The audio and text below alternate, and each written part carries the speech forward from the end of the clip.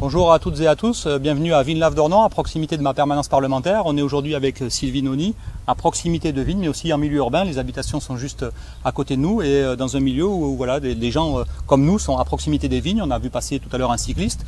Sylvie, est-ce que tu peux nous expliquer pourquoi nous-mêmes pouvons respirer aujourd'hui des pesticides, y compris les gens qui passent à proximité, pourquoi ils ne sont pas protégés, comment ils ne sont pas protégés? Oui, parce que même si personne ne pulvérise en ce moment, les pesticides qui ont été pulvérisés sur les feuilles sont ressoulevés par le vent, même un vent léger, ça a été démontré. Et donc ici, quand on se promène à côté d'une vigne, eh bien, on respire le folpel, le cancérigène mutagène reprotoxique qu'on retrouve dans beaucoup de bouteilles de vin en Gironde, des produits comme le mancozeb, qui sont des perturbateurs endocriniens qui agissent à très faible dose, ou bien le boscalide, un pesticide SDHI. Donc bien sûr, les viticulteurs n'ont pas le droit de pulvériser si le vent est trop fort, mais si le vent est inférieur à 19 km/h, ils peuvent.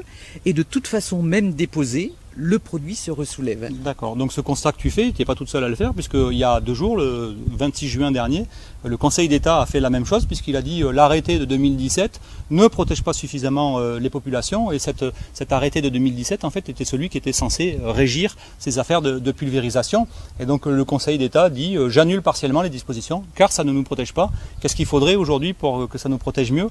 Moi j'ai proposé il y a maintenant 1 an une proposition de loi sur une zone tampon de 200 mètres pour éviter qu'il y ait des cancérigènes mutagènes reprotoxiques, perturbateurs endocriniens qui soient pulvérisés.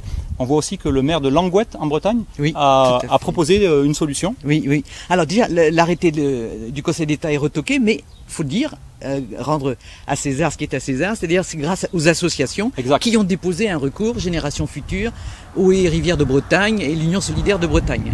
Et donc, partout en France, des problèmes de riverains existent avec les exploitations qui sont en conventionnel.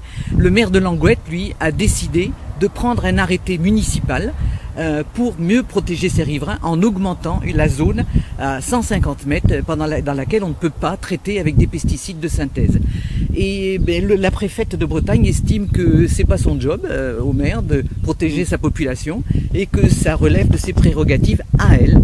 Et donc elle poursuit en tribunal administratif le maire de Langouette, plutôt son arrêté, qui a été pris au mois de mai dernier.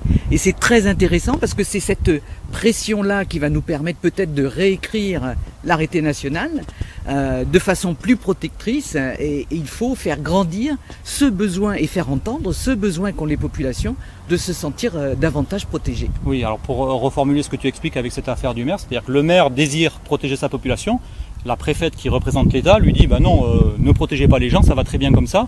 Donc en c'est gros, mon travail. Voilà, donc c'est l'État qui dit laissez-moi faire, et on voit bien que l'État ne le fait pas puisque le Conseil d'État vient de sanctionner ce qui avait été justement proposé par l'État. Donc là ça pose quand même vraiment plusieurs problèmes du fait qu'on n'est pas protégé ni par l'État ni aussi par les autorités sanitaires chargées de le faire. Ça me permet d'ailleurs de faire une transition tout à fait habile vers la problématique de l'ANSES, cette agence nationale de sécurité sanitaire qui s'occupe de la mise sur le marché des préparations commerciales de pesticides, parce que l'ANSES vient de recruter une directrice de cabinet pour son directeur, une dame qui a un CV tout à fait intéressant, que je te propose de nous expliquer en quelques mots. C'est une dame qui tout simplement était cadre chez Monsanto Bayer auparavant, et donc on fait rentrer le loup dans la bergerie, et c'est pas le seul problème que nous pose l'ANSES, puisque tu dis qu'il est censé examiner donc la dangerosité des préparations commerciales, mais un récent procès à Lyon a montré que non, elle ne le fait pas, et elle ne le fait pas suffisamment.